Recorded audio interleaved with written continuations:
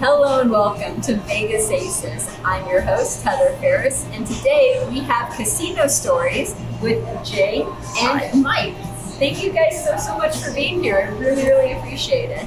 Now, before we get started, Mike, do you want to promote your channel real quick and tell people where they can find you? So my YouTube channel about gambling is called The Odds Must Be Crazy. I also founded the website Wizard of Odds. Cool. Awesome. And do you have any social media you want to promote? Nope. Okay, sounds good. In that case, let's get started.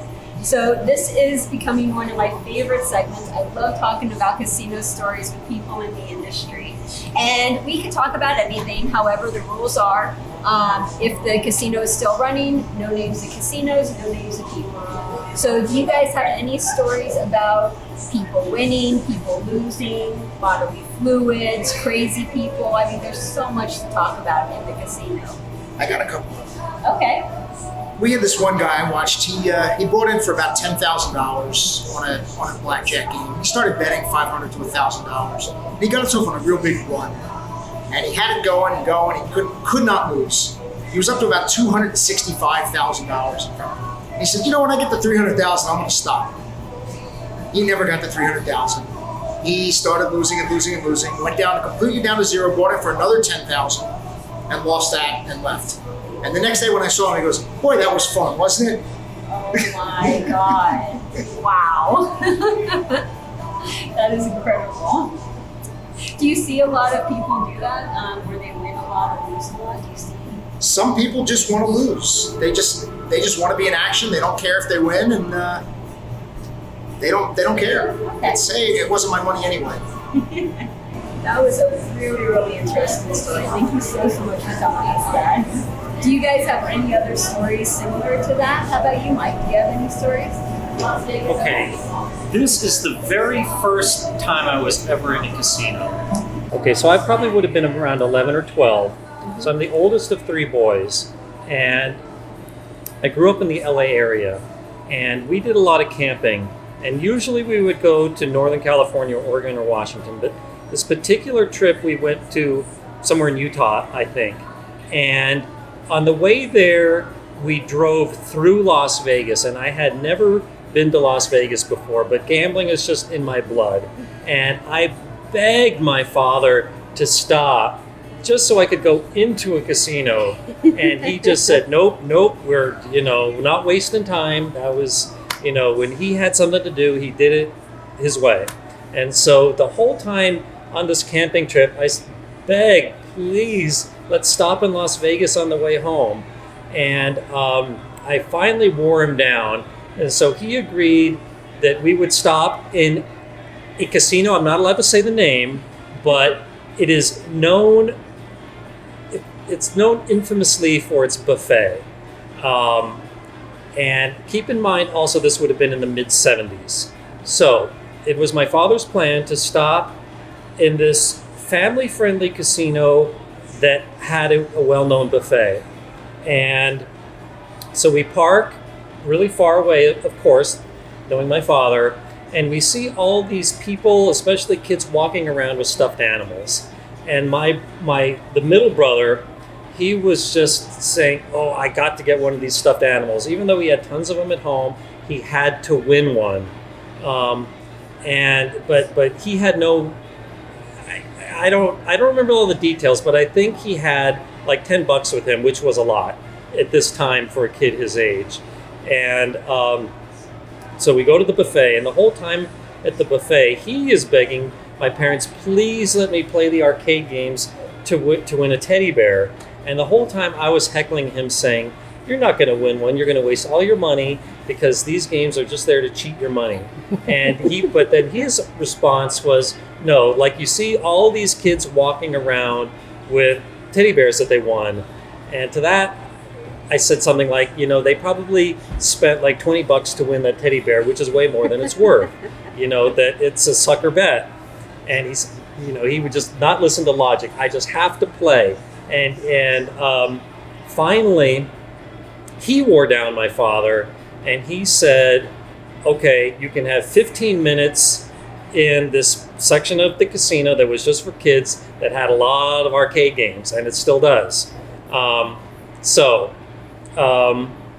During this 15 minutes, I think I'm just like, I think I'm with my father. I'm just begging him, let me see the casino. And he said, well, kids can't walk the casino, but like we tried to do it carefully, like where I could just like see stuff being a kid. And I think my mother was with my brother.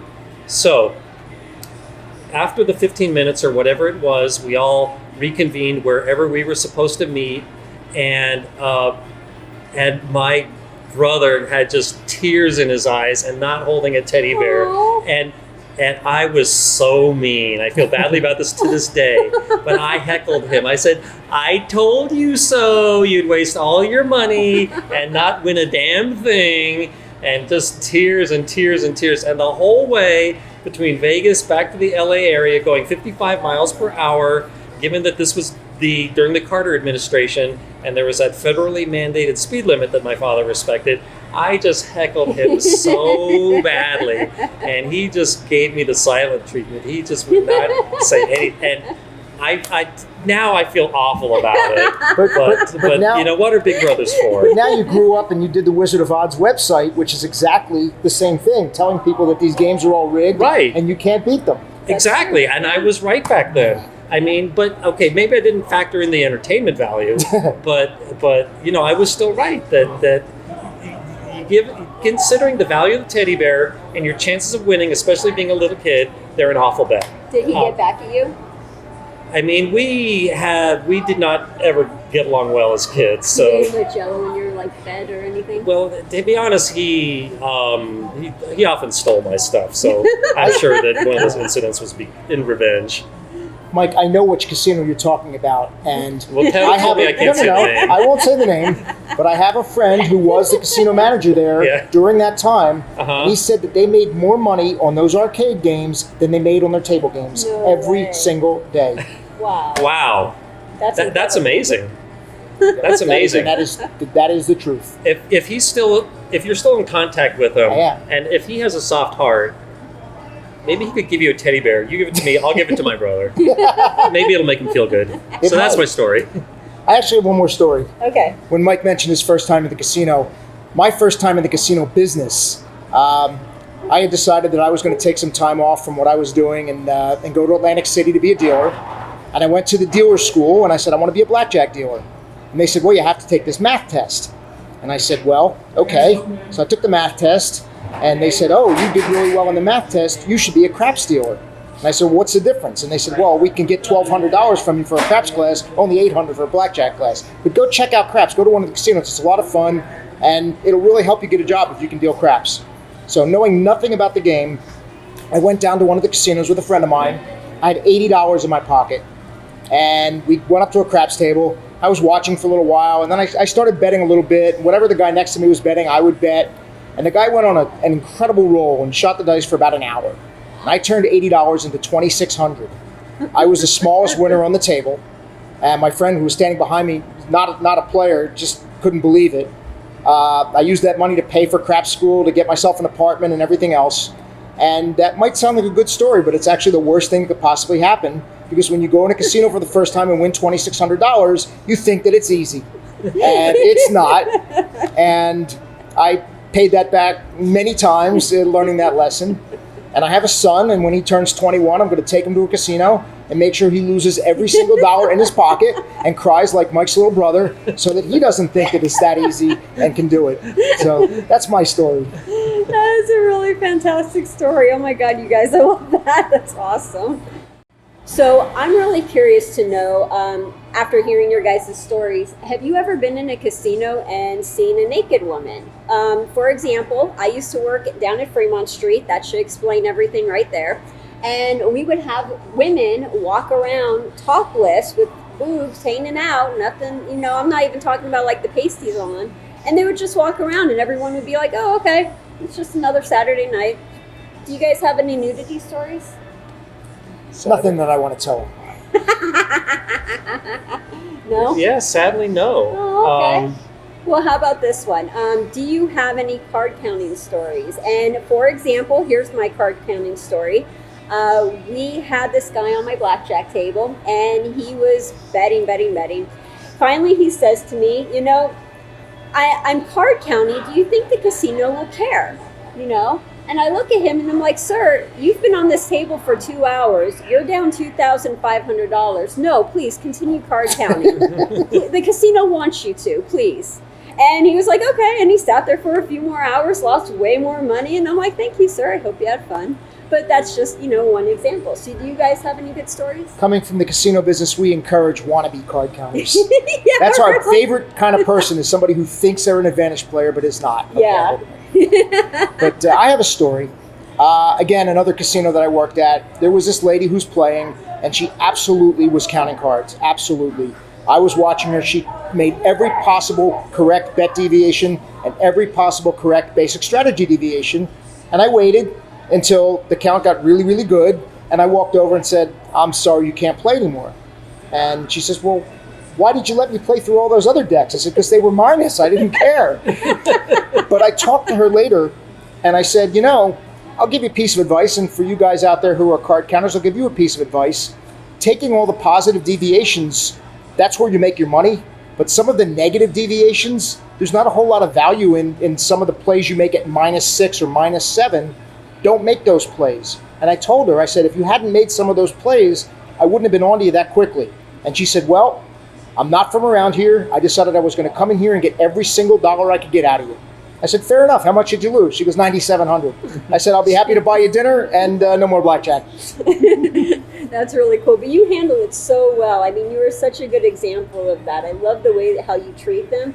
A lot of casino managers, they put heat on them, and you really shouldn't, know? And I love the way you handle that. No, and I've backed off many a player, and it's always like that, I've taken some card counters out to dinner. I said, come on, let's go, I'll go eat dinner with you. And I sat and chatted with them for an hour, and just trading stories and stuff. It's, there's no hard feelings. It's not my money in the tray. We offer a game, and if you have the skill and wherewithal where you think you can beat that game, take a shot. If I think you're too good, I'll tell you not to play the game anymore. Just like if I owned an all-you-can-eat buffet and I charged you $20 and you came in and ate $40 worth of food every day, after a while I'd say, you're not a profitable customer. We don't want your business anymore.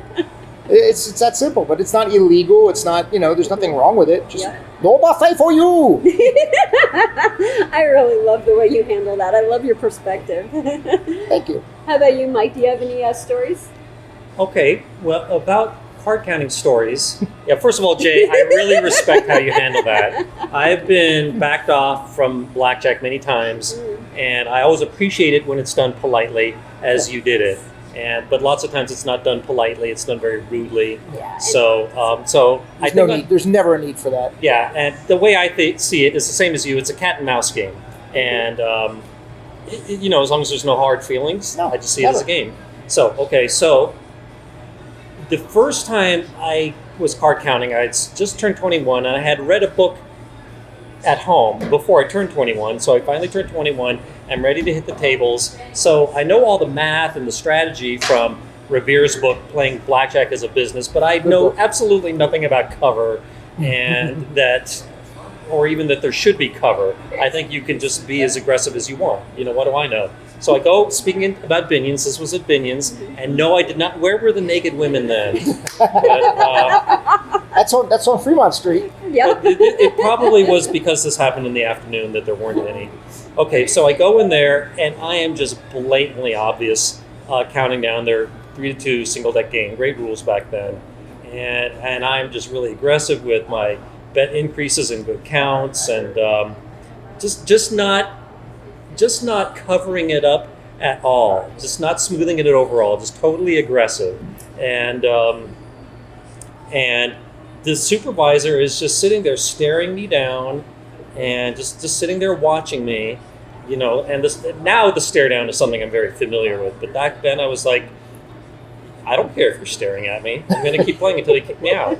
And so finally, after like 3 hours, he by the way, I was betting really small, like spreading like $5 to $25, which at the time, 1986, was a lot of money to me. But And so, but finally he just said, all right, kid, I've had enough. No more blackjack for you. But yeah. It was a badge of honor to be thrown out of the Barbary Coast. And people would go there and count, because that place, it wasn't so much as card counters that they didn't like, it was anybody winning $1. That was the biggest sweat joint around. And my friend was very happy to be thrown out of there. They made a very bad decision, because my friend is a card counter, and he'll play blackjack for a while at about Mike's range, 5 to 30, 5 to 50. And then he'll get bored and go play craps and bet the horses and bet sports and play bingo and give every dollar of it back and then some. So a lot of times when you have an advantage player, sometimes it's not that much of an advantage for them to play. Yeah. Just a thought.